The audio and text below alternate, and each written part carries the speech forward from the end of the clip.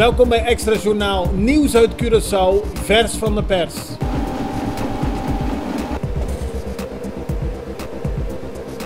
En dit is het nieuws van vandaag.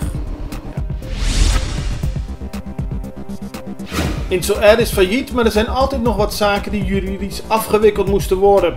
Vandaag heeft de rechter uitspraak gedaan in een hoger beroep. Het gaat om een beslag dat Insel R heeft gelegd op Inter-Caribbean Airways voor $500.000.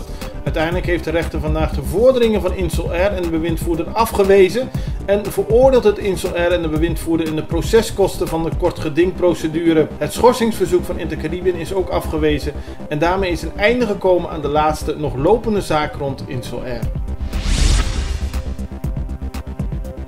De zelfbenoemde interim-president van Venezuela, Juan Guaidó, wil op korte termijn een vertegenwoordiger op Curaçao aanstellen. Er zouden hiervoor al contacten zijn gelegd. Dat meldt de Extra vanochtend. Binnen regeringskringen is er vrees voor het plan, omdat het door de regering van president Nicolás Maduro als een provocatie kan worden gezien. De vertegenwoordiger wil de weg banen voor contacten tussen Curaçao, Aruba, Sint Maarten en Guaidó, die op zijn beurt wil dat president Maduro opstapt.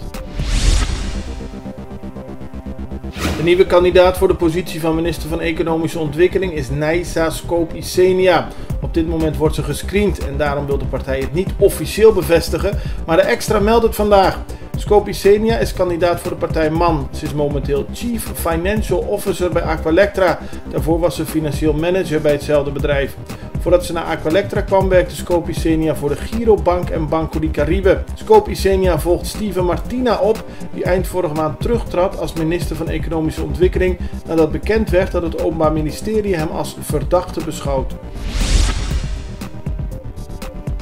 In een brief van het College Financieel Toezicht aan minister Kenneth Gijsberta staat te lezen dat het tekort op de begroting van 2018 van Curaçao uiteindelijk bijna $53 miljoen is geworden. Dat is ruim $12 miljoen meer dan werd gedacht op 20 december van vorig jaar. Het CFT stelt dat dit komt door tegenvallende belastingopbrengsten. In totaal kent Curaçao hiermee in 2017 en 2018 samen een tekort van bijna $170 miljoen. De brief is op 5 maart verzonden aan Gijsberta. Wageningen Universiteit heeft in een alarmerend rapport gezeild dat de spectaculaire natuur op Bonaire, Saba en Sint-Eustatius ernstig wordt bedreigd. De politieke partijen D66 en GroenLinks hebben die zorg overgenomen. Ze dienen vandaag een motie in bij een debat over natuur. Volgens hen moet het Nederlandse kabinet snel met een reddingsplan komen voor het koraal in het Nederlandse deel van het Caribische gebied.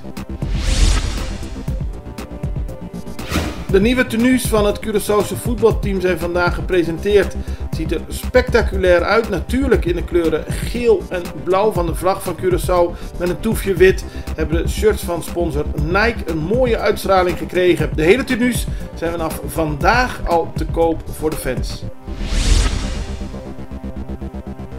Tahi Chong, de Curaçaose voetballer, maakte gisteren een onvergetelijk debuut in de Champions League. De aanvaller van Manchester United beleefde de avond van zijn leven. Het was een bijzondere prestatie van Manchester United dat met 3-1 in Parijs won en daarmee Paris Saint-Germain uit de Champions League wist te stoten. Chong, die afgelopen weekend als een Premier League debuut maakte, was een van de 2 beloftes die in Parijs daadwerkelijk binnen de lijnen kwam.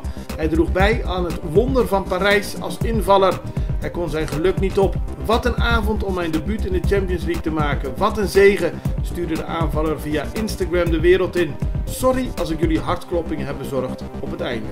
Dit was Extra Journaal met nieuws uit Curaçao in het Nederlands elke doordeweekse dag. Tot de volgende keer.